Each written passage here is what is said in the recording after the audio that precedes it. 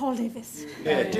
First Minister, one way to support tourism businesses and many other businesses in Mid and West Wales is by addressing the cumulative impact of rising business rates bills that many are now facing. Now, yesterday, I hosted an online business rates advice forum with Samuel Kurtz with around 100 businesses in West Wales, and we heard just how serious the rate revaluations are for some of these businesses. Now, one business explained that their rateable value has increased by a staggering 84%, and there were others who made it clear that the changes would be devastating, not just for their business, but for the wider sector.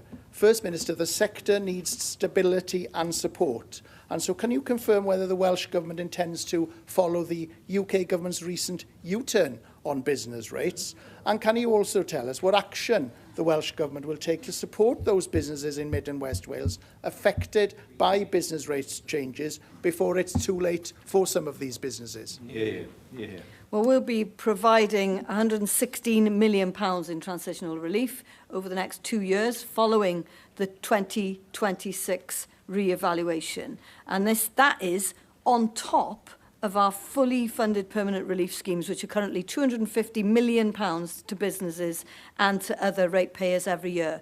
If you in your manifesto are going to be offering to cut this, then you have to explain where you're going to get £300 million or so from.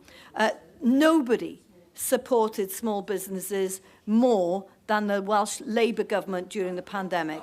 We stood by them in their hour of need, and they survived as a result of the Welsh Labour government.